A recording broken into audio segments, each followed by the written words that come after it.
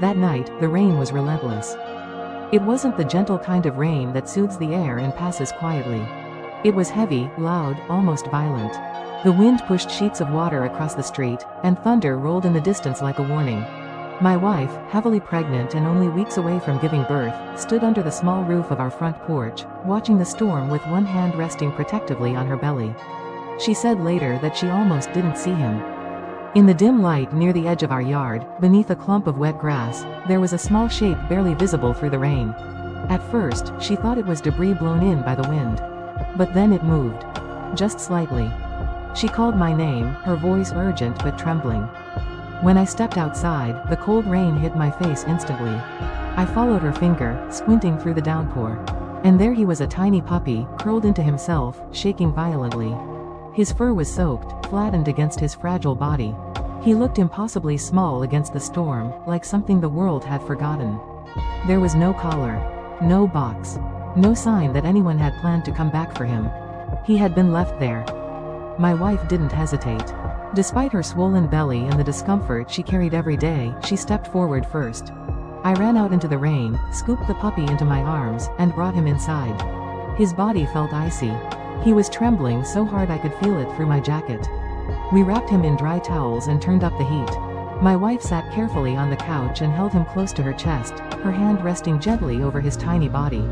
For a moment, it was as if she was holding two babies at once, the one growing inside her, and the one fighting to survive in her arms.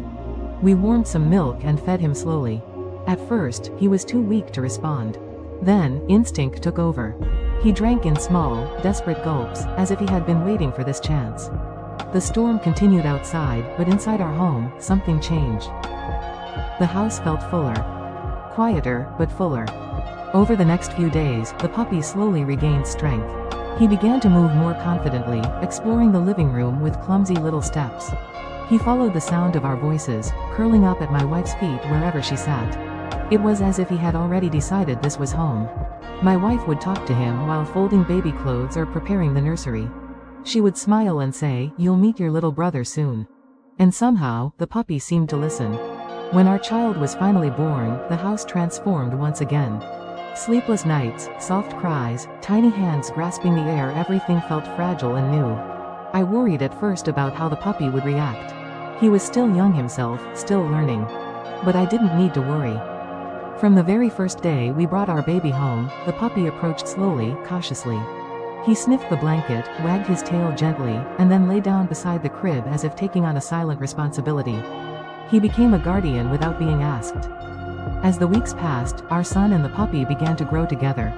One learned to crawl. The other learned to be patient. One cried at night. The other stayed close, quietly present.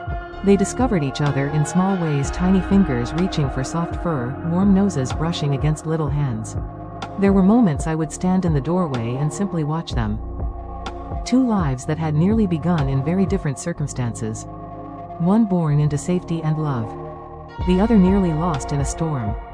Yet somehow, their paths had crossed under the same roof. The puppy who once shivered alone in the rain now slept at the foot of our bed. He ate well, played in the yard, and followed our child as he took his first unsteady steps. The storm that had once threatened his life had become nothing more than a distant memory. Sometimes, when it rains now, I think back to that night. I think about how easily we could have closed the door. How we could have told ourselves it wasn't our responsibility. After all, we were preparing for a baby. Our lives were already about to change forever. But maybe that was exactly why we opened the door. Because bringing a child into the world teaches you something profound about responsibility. About compassion. About the kind of example you want to set. Our son will grow up knowing that on the night before he was born into our lives, another life was saved from the rain. He will grow up alongside a dog who understands loyalty, warmth, and belonging. And one day, when he asks about the scar near the puppy's ear or why we found him that night, we will tell him the truth. We will tell him that family isn't always something you plan. Sometimes, it arrives in the middle of a storm. And if you are brave enough to open the door, it stays with you for a lifetime.